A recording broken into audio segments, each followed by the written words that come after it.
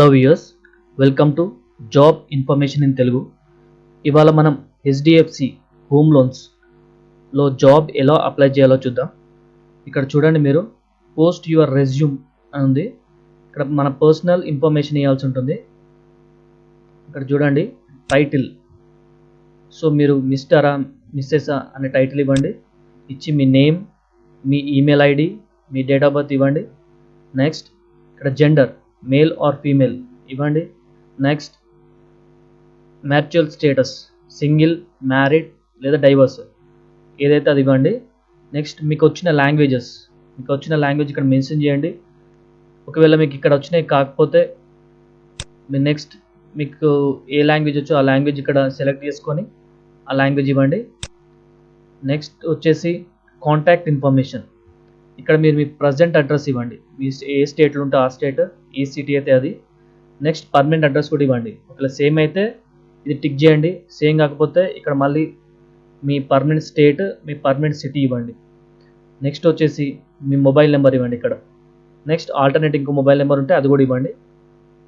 Academic information ఇక్కడ మీరు ఏమి ఇవ్వాల్సి ఉంటుందంటే మీ అకాడమిక్ క్వాలిఫికేషన్ చూడండి. ఇక్కడ 10th అయితే 10th, inter, graduation, post graduation ఏ క్వాలిఫికేషన్ అయితే అది ఇవ్వండి.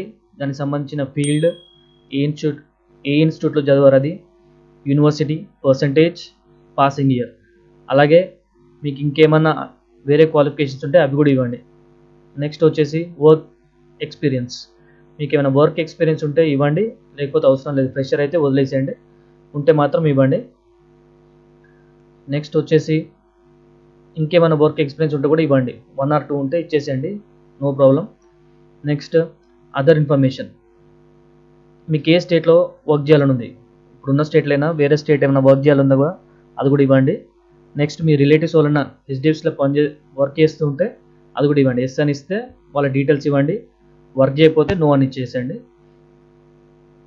Next have you ever applied for an interview with HDFC limited. ఒకవేళ ఇంటర్వ్యూ అటెండ్ అయ్యి ఉంటే హెచ్డిఎఫ్సి తోటి ఎస్ అని ఇవ్వండి, లేకపోతే నో అని ఇచ్చేయండి. నెక్స్ట్ మీ రెజ్యూమ్ అప్లోడ్ చేయండి. ఇక్కడ చూజ్ యువర్ ఫైల్ అని ఉంది, ఇక్కడ క్లిక్ చేసి మీ రెజ్యూమ్ అప్లోడ్ చేయండి. నెక్స్ట్ క్యాప్చా ఎంటర్ చేసి టిక్ మార్క్ పెట్టేసి సబ్మిట్ అని కొట్టండి. సో దీనివల్ల మీకు యూజ్ ఏంటంటే ఒకసారి మీరు సబ్మిట్ చేశారంటే మీకు ఒకవేళ క్వాలిఫికేషన్ వాళ్ళకి కావాల్సిన క్వాలిఫికేషన్ మీ దగ్గర ఉంటే వాళ్ళు మీకు ఎస్ఎంఎస్ కానీ, కాల్ కానీ, లేకపోతే మెయిల్ కానీ చేస్తారు. ఒకవేళ మీరు సెలెక్ట్ అయితే మంచిగా హెచ్డిఎఫ్సి బ్యాంక్లో వర్క్ చేయొచ్చు. సో ప్రైవేట్ సెక్టర్ బ్యాంకింగ్లో హెచ్డిఎఫ్సి చాలా బాగుంటుంది. సో మీకు నచ్చినట్టయితే లైక్ చేయండి, షేర్ చేయండి, సబ్స్క్రైబ్ చేయండి, అలాగే బెల్ ఐకాన్ క్లిక్ చేయండి. Thank you.